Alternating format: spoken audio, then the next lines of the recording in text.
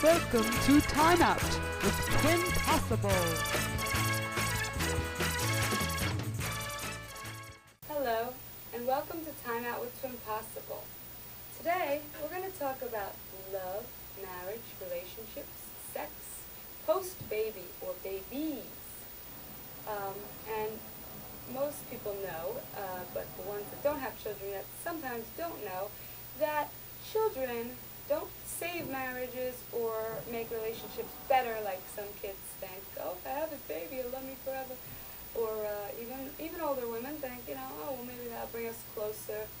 No, you have to have a strong, solid marriage. Children definitely can shake even the strongest of marriages, especially when they come in pairs or triples or beyond that. It just amplifies the stress.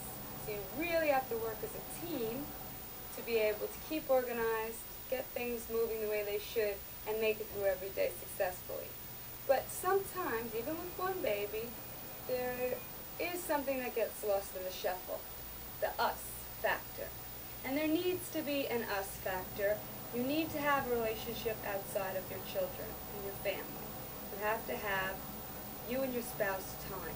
Once in a while, you have to find somebody to watch your children, okay, whether it's a family member, somebody you trust, of course, background checked babysitters on like city.com and stuff like that they have.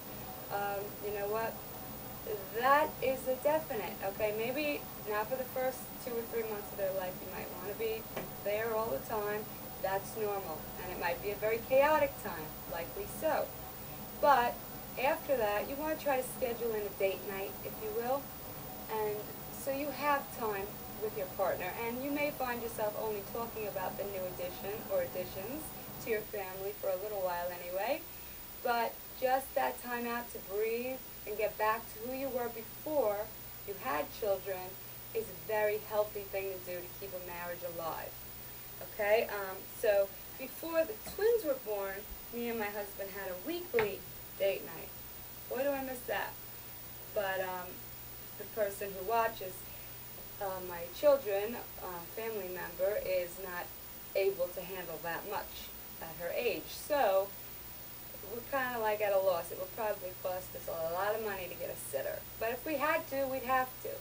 But we've just been waiting a while. We did go out for our anniversary, and I hope we do get to go out again, when my birthday's coming up soon.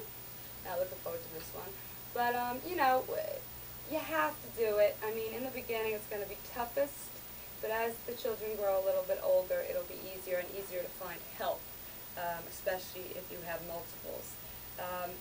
Sex seems to get lost also in the shuffle, and that's a bad thing too. And a lot of times after you give birth, the hormones and all, you feel unsexy, you maybe don't enjoy your postpartum figure, or you just feel like you're just not into it, because hormones are moving in and out, everything's all screwy, and for a while it takes time to get that balance. Plus you're so exhausted by the end of the day, you really don't feel like making love anyway.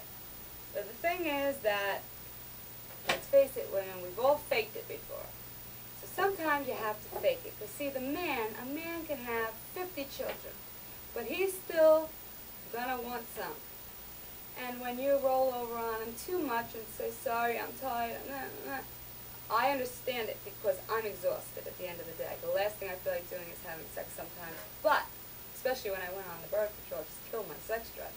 But you have to try to get yourself into it, like maybe once a week or once every other week, at least in the beginning. It'll be harder to find the time, but try to get back into the routine of having sex. And try not to make it so like clinical, like trying to conceive type sex.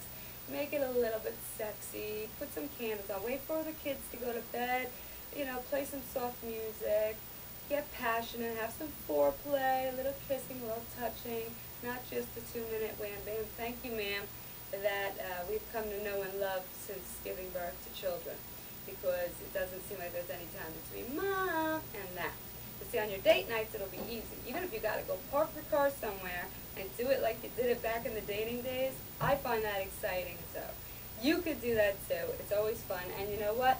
If you're not up to, maybe even just having a glass of wine will loosen you up with your husband, watching a movie when the kids are all in bed. That might just give you a little bit of oomph. Start kissing, and maybe you'll get back into it. But husbands, you have to be understanding. A woman is exhausted taking care of children all day. You might work and be exhausted too, but it's a whole different ball of wax. I mean, it's an exhausting job, especially if you have multiples or a ton of children. It's very hard for us to feel sexy. So make us feel good about ourselves, no matter what we look like postpartum. Tell us we look great, and you might get some. If you tell us, hey, you look fat in that, you ain't getting nothing. So just in case there's any dads out there watching this, be careful with the words you choose. But honestly, most husbands are wonderful in this, and we do have to feel good about ourselves. So you choose lingerie or something, or nightgowns, nighties and stuff, that make you feel comfortable about your shape and your body. You don't have to wear anything skin tight. You don't need any whips. Men are pretty simple nowadays, and especially when you're married. Just get that time in to just get back to your sexuality, and also get back to your former selves and lives before children by getting out and getting date night. If the sex goes along with the date night, great. But in between date nights, try to sneak something in. A quickie is better than nothing. But try to make things passionate again. I try to do that as much as I possibly can. And my marriage, God bless it, it has not been shaken by the twins. We work as a team, and it just seems they fit into the family just perfectly. So I'm very thrilled about that. When our 5-year-old was born, I was more upset that I lost part of him because my other two were older, and my son was sick, and I had been going through a lot of tough times, so he took me out trying to perk up my spirits, and it was easier to find someone to watch them. They were older and behaved, and you know, she came around, and I felt like I lost part of them, and I cried a few days, and then I snapped out of it. And you know, I don't know what happened. I figured with twins it'd be worse, but no, it's just everything falls into place, and when we get out, we get out. But do get out, and do pamper yourself, women. Do your makeup, put your hair, you make your hair look nice, take off the sweats, put on a dress, put on a pair of heels, okay? No, I don't normally walk around in heels like this, but you know what? When I do put them on, and I just put them on a few minutes ago, and my husband won't let me wear them because I'd be towering over him, it makes me feel better about myself. It makes me feel sexy. That's probably why I enjoy shopping so much, is because having something nice on my body makes me feel better about me. And the heels make your legs look nice, your butt look nicer, just overall slenders you out and makes you feel more confident. You stand taller, your posture's a little better. You don't have to have like 4.5 or whatever inches this is, but just a little heel on you, a nice little new dress, treat yourself to something special, a little lingerie is nice. Use his credit card, he won't blame you as long as it's for something like that for him. And you know, just dazzle yourself up a little while. I know it's hard. I know you're tired, and sometimes it's hard to get even a shower in with the kids crying and screaming and between feedings, especially if you're breastfeeding, you're constantly attached to your baby or babies. I understand, but you have to do it because that's what keeps you sane. Remembering your womanhood and your femininity is what's going to keep you remembering that you are a woman outside of being a mother. Okay? There's the mom part of you, and there is the sexual beast, the person that you used to be, still locked inside of you, and let her come out a bit. Only towards your husband, but let her come out a bit in the way that you try to do your hair to look nice for your husband and for yourself, and your makeup. Try to get some time to do that whenever you can. Dress yourself up. Feel good about you as often as you possibly can, and you will see your mood is elevated. Your patience level goes up. When you feel good about you, your whole world changes. Your whole personality changes. Everything and everyone around you can notice your new confidence. Sitting around with straggly hair that hasn't been washed in 5 days, which I understand, and the sweatpants ripped, you know, not only is the husband not going to be that turned on by it, which, you know, okay, men are a little visual, so we got to give them credit there. Okay, we don't blame you for not getting turned on. Some men will just whatever.